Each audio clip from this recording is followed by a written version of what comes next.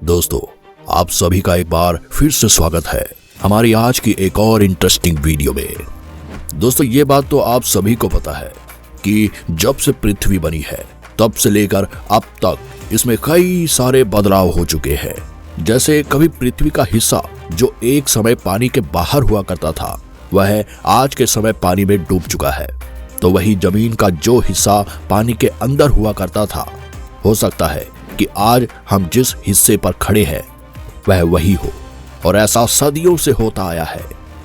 अगर वैज्ञानिकों की माने तो उनका कहना है कि आज हम जमीन के जिस हिस्से पर रह रहे हैं वह हिस्सा भी ग्लोबल वार्मिंग के चलते जल्द ही पानी में डूब जाएगा, और ऐसा पहले भी हो चुका है। हमारे भारत का भी एक हिस्सा पानी में डूब चुका है जिसका नाम है कुमारी कंदम, और इसका जिक्र आपको इतिहास की किताबों में कई जगह पर मिल जाएगा। तो दोस्तों, आज के इस वीडियो में हम आपको कुमारी कंदम के बारे में ही बताने वाले हैं, जिसके बारे में जानने के बाद आप सच में हैरानी से भर जाएंगे कि आखिर इतना अद्भुत शहर भी कभी इस दुनिया में एग्जिस्ट करता था। तो चलिए बिना किसी देरी के शुरू करते हैं आज की इस वीडियो को। और हाँ, वीडियो में आगे बढ़ने से पहले वीडियो को एक लाइक तो बनता है। दोस्तों, जब से पृथ्वी का अस्तित्व है तब से लेकर अब तक कई सारी ऐसी प्राकृतिक आपदाएं आ चुकी है जिस कारण से पूरी की पूरी सभ्यता ही विलुप्त हो गई है। फिर चाहे तो आप डायनासोर को ले ले या फिर प्राचीन मानव, और दूसरे शब्दों में कहे तो जायंट्स को। साथ ही कहीं ना कहीं ये बात आपको प्राचीन ग्रंथ में भी देखने को मिलती है, फिर चाहे वो बाइबल हो, कुरान हो या फिर कोई हिंदू महाग्रंथ। इन सभी में इस बात का जिक्र किया गया है कि एक समय पर पूरी पृथ्वी पानी के अंदर डूब गई थी। इतना ही नहीं, न केवल इन ग्रंथों में बल्कि साइंटिस्ट के द्वारा की गई रिसर्च से भी इस बात का पता चलता है कि हमारी पृथ्वी पर कई ऐसी घटनाएं घट चुकी है जो किसी भी सभ्यता को समाप्त करने के लिए काफी थी, और इसी कारण से शायद कुमारी कंदम भी पानी के अंदर डूब गया होगा, जिसका उल्लेख तमिल के प्राचीन ग्रंथों में बड़े ही विस्तार से किया गया है। दरअसल बात कुछ ऐसी है कि अगर साइंटिस्ट की माने तो उनका कहना है कि गोंडवाना नाम के एक कॉन्टिनेंट से टूटकर ही इंडिया, ऑस्ट्रेलिया और एंटार्क्टिका जैसे देश बने हैं,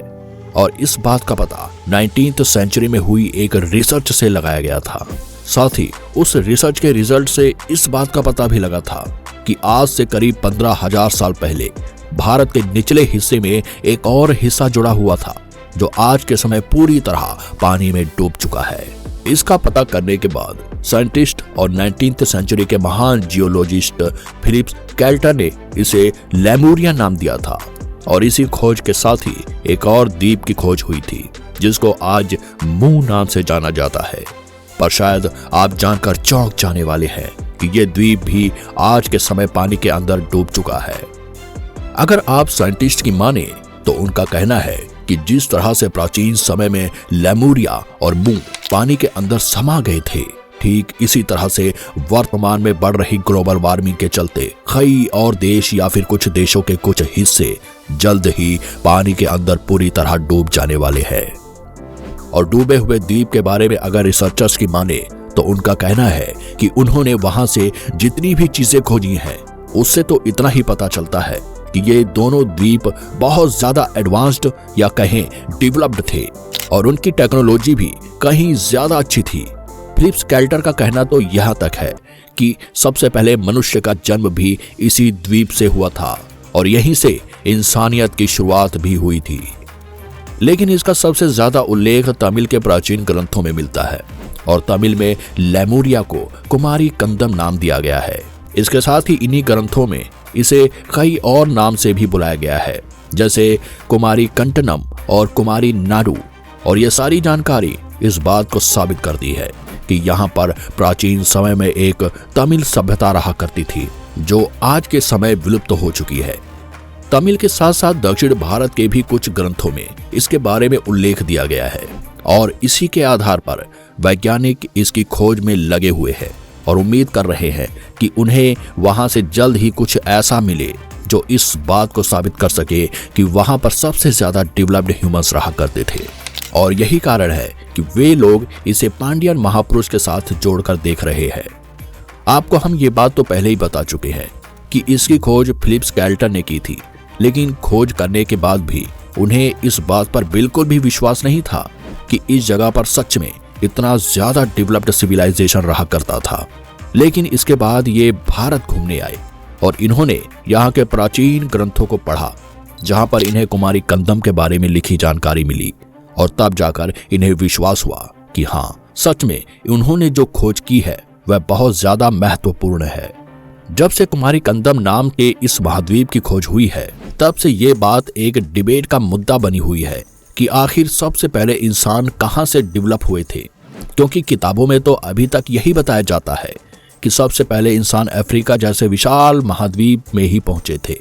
और वहीं से इंसानों का विकास शुरू हुआ था। लेकिन कुमारी कंदम की खोज के बाद से अब ये सिलसिला पूरा बदल चुका है और लोग मान रहे हैं कि सबसे पहले इंसान लेमुरिया यानी कि कुमारी कंदम से ही विकसित होना शुरू हुए थे। लेकिन अभी तक सिर्फ और सिर्फ थोड़े बहुत ही सबूत खोजे गए हैं, जो इस बात को साबित करने के लिए काफी नहीं है कि हिंद महासागर में मौजूद कुमारी कंदम में इंसान रहा करते थे, जिस कारण से ज्यादातर लोग ये बात मानते हैं कि हिंद महासागर का कुमारी कंदम सिर्फ और सिर्फ एक फिक्शनल महाद्वीप था और वहां पर रहने वाली सभी सभ्यताएं भी फिक्शनल थी। लेकिन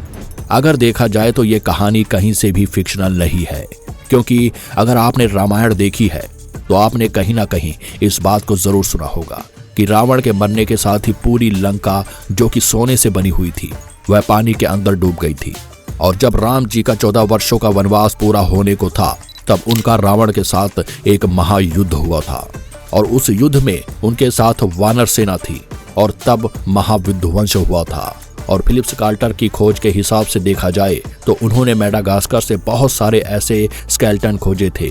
जो कि बंदरों से मिलते जुलते थे, और उन्होंने इसके ऊपर एक किताब भी लिखी थी जिसका नाम था द मैमल्स ऑफ मेडागास्कर, जिससे एक बात तो साबित हो जाती है कि ये जगह फिक्शनल नहीं हो सकती, क्योंकि अगर ये जगह फिक्शनल होती तो शायद ही उस जगह से आपको ऐसी कुछ चीजें मिलती जो आपको यहाँ जीवन के बारे में बताती। पर अगर अब भी आपको इस बात पर विश्वास नहीं हो रहा है तो एक साइंटिफिक रिसर्च इस बात को साफ कर देती है, जितना पानी का लेवल आज के समय है उसके मुकाबले आज से करीब 14,500 साल पहले वो लेवल 100 मीटर नीचे था, जबकि आज से 10,000 साल पहले वही लेवल 60 मीटर नीचे था। और अगर इस हिसाब से देखा जाए तो इस बात को कहीं से भी झुठलाया नहीं जा सकता कि ये द्वीप सच में एग्जिस्ट करता था। इसके साथ ही ये एक और बात को साबित करता है कि हो सकता है उस समय वहां कोई लैंड पीस रहा हो जिसने इंडिया, अफ्रीका और ऑस्ट्रेलिया जैसे देशों को एक साथ जोड़कर रखा हो। लेकिन पिछले 15,000 सालों में जिस तरह से जल स्तर बढ़ा है, उस कारण से हो सकता है कि ये डूब गया हो। और कहीं ना कहीं अगर हम उस पुल के बारे में बात करें तो वो पुल हमें आज भी देखने को मिलता है जो श्रीलंका और भारत को एक करता था और उसे राम सेतु के नाम से जाना जाता है। इसका जिक्र रामायण में मिलता है, जिसमें बताया गया है कि इसे किस तरह से नल और नील नाम के 2 बंदरों के द्वारा समुद्र में एक एक पत्थर डालकर बनाया गया था।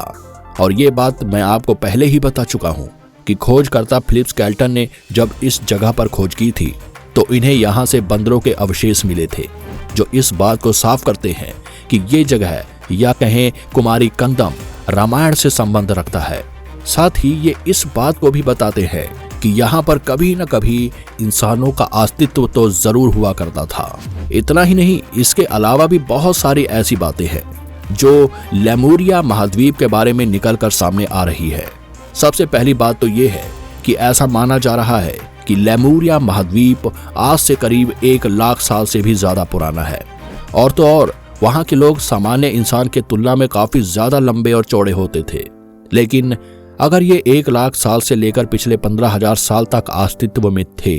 तो इससे एक बात तो ये भी सामने निकल कर आती है कि ये सब आइस एज के दौरान हुआ था, क्योंकि आइस एज के दौरान इस दुनिया में मौजूद लगभग 95% पानी जमा हुआ था। लेकिन जब आज से 15 से 20 हजार साल पहले आइस एज खत्म हुई तो बर्फ पिघलकर पानी में बदल गई। और हो सकता है कि कहीं ना कहीं यही कारण रहा हो कि हमारी पृथ्वी का जल स्तर इतना ज्यादा बढ़ गया कि लेमुरिया और मुंह जैसे महाद्वीप पानी के अंदर समा गए। अल्फ्रेड रूसेल और अर्नेस्ट हैकेल की माने तो लेमुरिया नाम लेमूर को देखते हुए रखा गया था। और अगर देखा जाए तो लेमूर मेडागास्कर, अफ्रीका और भारत हर जगह पाए जाते हैं, जिससे साइंटिस्ट ने इस बात का अंदाजा लगाया है कि सबसे पहले लेमूर मेडागास्कर में पाए जाते थे। तो अगर आज के समय लेमूर भारत में मौजूद हैं, तो इन दोनों के बीच में कोई ना कोई बड़ा महाद्वीप जरूर रहा होगा, जिसके ऊपर से लेमूर भारत पहुंचे थे। और वैज्ञानिक तो ये तक मानते हैं कि आज के समय भारत में जितने भी इंसान मौजूद हैं, उन सभी का एवोल्यूशन एक मंकी की तरह दिखने वाले क्रिएचर से ही हुआ है। लेकिन असल में वे जीव कभी भारत में थे ही नहीं, बल्कि उनकी उत्पत्ति भारत के बाहर हुई थी। और अगर ऐसी बात है तो फिर तो ये बात 100% सही है कि कभी न कभी मेडागास्कर और भारत के बीच एक बड़ा जमीन का हिस्सा था जो उन दोनों को जोड़ के रखता था, और वो आज के समय नहीं है। आपने देखा होगा कि भारत में भी अफ्रीका की कुछ जनजातियां पाई जाती हैं, और ये जनजातियां भारत कैसे आई? इसका जवाब तो आज तक किसी के भी पास नहीं है। लेकिन अगर साइंटिस्ट के अकॉर्डिंग देखें